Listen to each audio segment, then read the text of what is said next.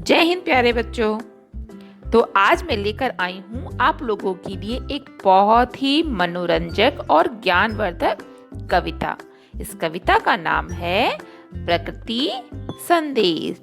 यह जो हमारी प्रकृति है, हमारा जो प्यारा पर्यावरण है, यह हमें क्या क्या संदेश देता है, यह हमें क्या क्या सिखा कर जाता है, हम उससे क्या क्या सीख सकते हैं, इस कविता के माध्यम से जानेंगे।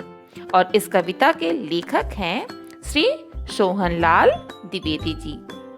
तो कविता पढ़ने से पहले मैं चाहती हूँ कि हम लोग कवि परिचय जान ले। कवि परिचय का अर्थ कवि के बारे में, इस कविता को लिखने वाले कवि के बारे में जान लें।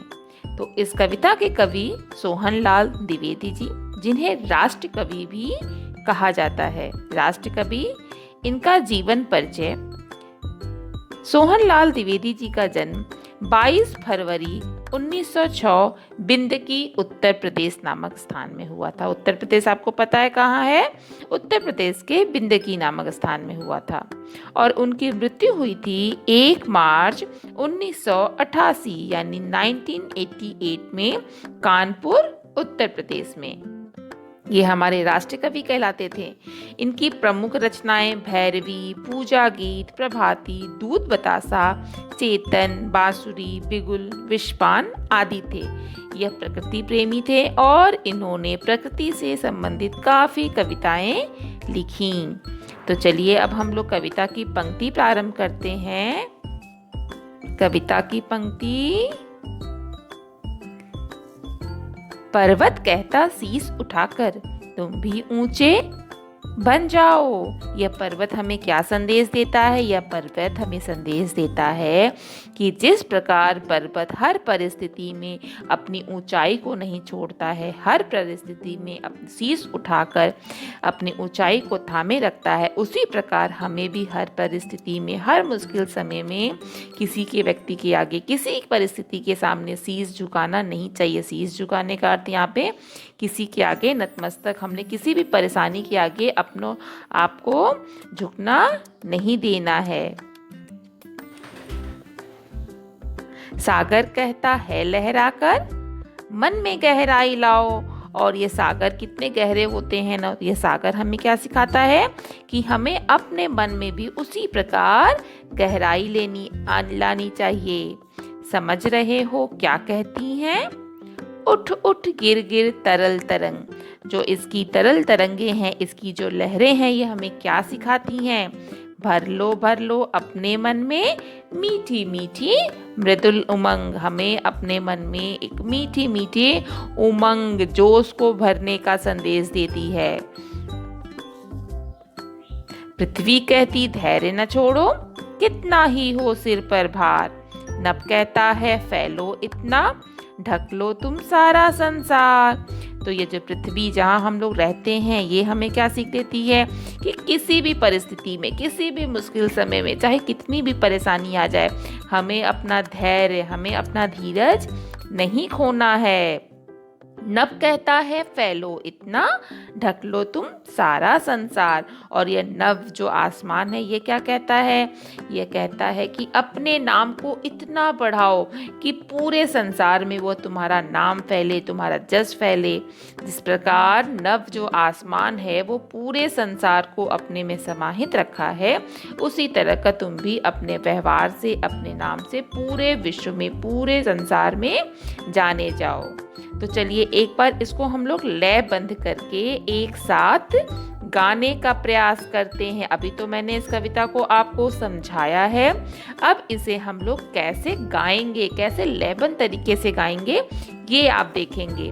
पर्वत कहता शीश उठाकर तुम भी ऊंचे बन जाओ। सागर कहता है लहराकर मन में गहराई लाओ। समझ रहे हो क्या कहती हैं? उठ उठ गिर गिर तरल तरंग। भर लो अपने मन में मीठी मीठी मृदुल उमंग। पृथ्वी कहती धैर्य न छोड़ो, कितना ही हो सिर पर भार। नभ कहता है फैलो इतना, ढक लो तुम सारा संसार। तो इसी तरह कविता को लयबद्ध तरीके से आपको याद करना है। चलिए अब बारी आती है कविता में दिए गए कुछ शब्द हैं जिनके अर्थ को समझने की। कविता में पहला शब्द है पर्वत। पर्वत का अर्थ क्या होता है? पहाड़। तो हमारे देश के एक प्रमुख पर्वत का नाम आपको पता है? हिमालय पर्वत। हिमालय पर्वत बहुत ही विशाल पर्वत है। तरंग। तरंग का अर्थ होता है लहर। समुद्र में क्या उठती हैं? लहरें उठती हैं ना, तो उन्हें हम कहते हैं तरंग। मृदुल। मृदुल का अर्थ होता है मुलायम। हमें कैसी बोली बोलनी चाहिए? मृदुल। मृदुल का अर्थ मीठा भी होता है, मुलायम भी होता है। उमंग। उमंग का अर्थ होता है जोश। हमें कोई भी काम कैसे करना चाहिए? जोश से करना चाहिए, उमंग के साथ करना चाहिए।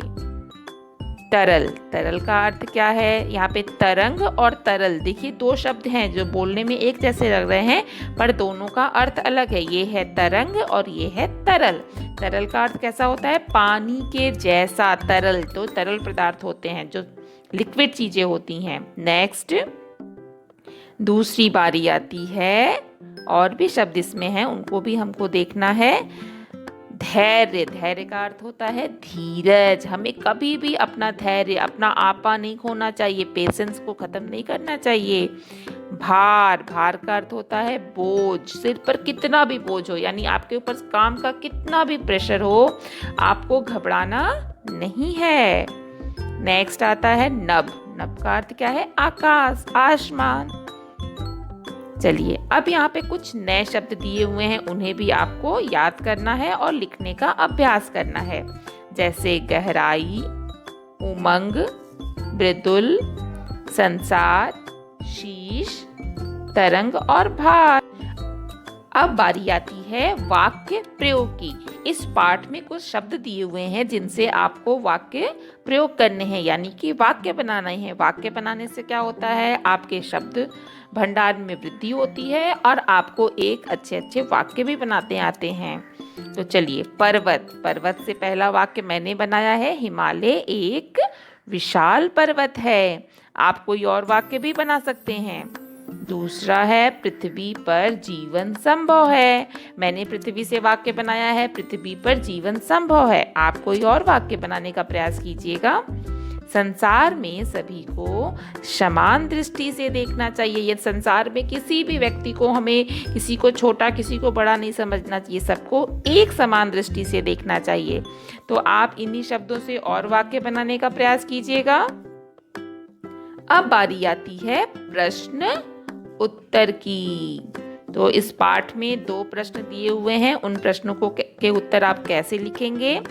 पर्वत हमसे क्या कहता है? तो पर्वत हमसे कहता है, पर्वत हमसे शीश उठाकर ऊंचा उठने के लिए कहता है। पर्वत कहता शीश उठाकर तुम भी ऊंचे बन जाओ।